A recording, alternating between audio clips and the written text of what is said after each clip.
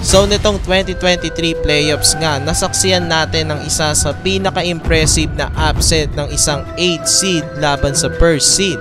Ayun nga, nang talunin ng 8 seed na Miami Heat ang first seed na Milwaukee Bucks. Bukod sa Heat mga kabakets, may mga ilang 8 seed na rin sa NBA ang naka-upset ng first seed.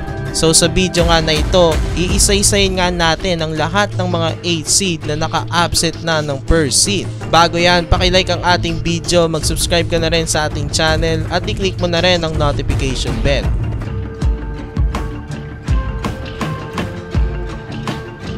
So ang kauna-unahan ngang 8 seed na naka-upset ng first seed ay ang Denver Nuggets noong 1994 ng NBA playoffs, na kung saan tinalo nga ng 8 seed na Nuggets ang first seed na Seattle Supersonics na may Gary Payton at Shawn Kemp. Maraming nagulat sa upset na ito dahil kauna-unahan pa lang ito sa history ng NBA na ang 8 seed na team ang nanalo laban sa first seed. 21 games nga ang pagitan ng Supersonics at ng Nuggets noong 1994. Pero dahil sa pangunguna ni Hall of Famer Dikembe Mutombo at ni Abdul Rauf, na-upset ng Nuggets ang Supersonics ni Gary Payton. Ang pangalawa namang 8 seed sa kasaysayan ng NBA na naka-upset ng first seed ay ang New York Knicks noong 1999 NBA playoffs. Na-upset ng Knicks ang first seed na Miami Heat na may Alonzo Mourning at Tim Hardaway. Pinangunahan ni Latrell Sprewell ang Knicks sa serye na ito upang makumpleto nila ang upset kontra sa Heat. Siya ang leading sa points ng team, averaging 16 points per game. Sumunod lamang sa kanya si Patrick Ewing with 14.6 points per game. Isa nga ito sa pinakamasakit na kabiguan sa history ng Heat franchise. Ang masakit pa nga dito ay natapos ang serye na ito sa isang game winner ni Alan Houston ng Knicks noong Game 5. Pagkatapos ma-upset ng Knicks ang first seed na Heat, nagtuloy-tuloy na rin sila sa finals at nakalaban ng San Antonio Spurs ni Tim Duncan, na kung saan ginentle sweep na lamang ang Knicks ng Spurs. Dahil sa lockout, itong season na ito ay nagkaroon lamang ng 50 games na laro sa bawat teams. Marami tuloy ang nagdi-discredit sa nagawa ng Knicks at sa kampyonato ng San Antonio Spurs. Pero at the end of the day, nasa history pa rin naman ng NBA ang New York Knicks sa mga 8 seed na naka-upset na ng first seed. Ang pangatlo naman na 8 seed na team na naka-upset ng first seed ay ang Golden State Warriors noong 2007. Ito ang isa sa pinakapopular na upset sa NBA history. Kaya lang maraming mga Warriors fans siguro dyan ay hindi na alam na nangyari ito, na kung saan na-upset pa naman ng Warriors ang first seed at ang defending Western Conference champion na Dallas Mavericks. Umaga nitong time ang best player pa lang ng Warriors ay si Baron Davis at sa Mavericks naman ay si Dirk Nowitzki.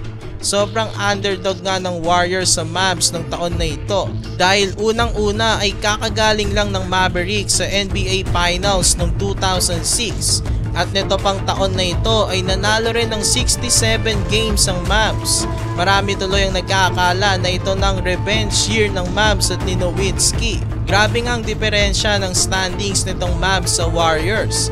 Ayan mga kabakets, 25 games ang pagitan ng Mavs sa Warriors. Sila pa lang ang kauna-unahan na team na mayroong 65 plus na panalo na na-upset ng 8 seed. Masasabi nga talaga natin na ito na siguro ang biggest upset sa history ng NBA. Next, ang pang-apat naman na team ang nagawa ito ay ang Memphis Grizzlies noong 2011 playoffs nang talunin naman nila ang first seed na San Antonio Spurs. Maraming ang bumilib sa Memphis nito dahil ang tinalo nila ay ang Spurs pa, na alam naman natin na isa sa pinakamalakas na dynasty sa NBA history. Ang impressive pa nga dito, ito rin ang first playoff series win ng Grizzlies sa history ng kanilang franchise.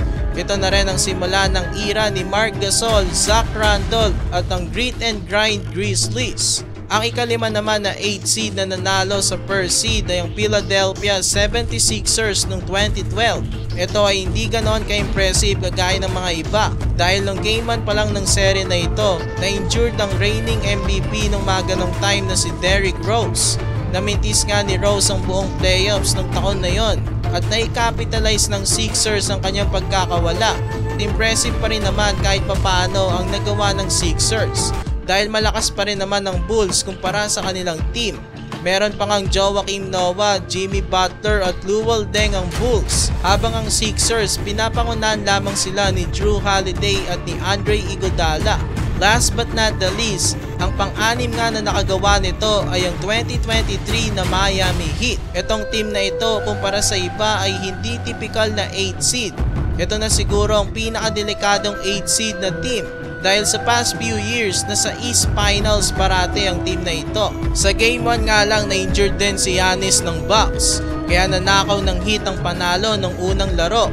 Pero na-injured din naman ng 3-point shooter ng Heat na si Tyler Hero.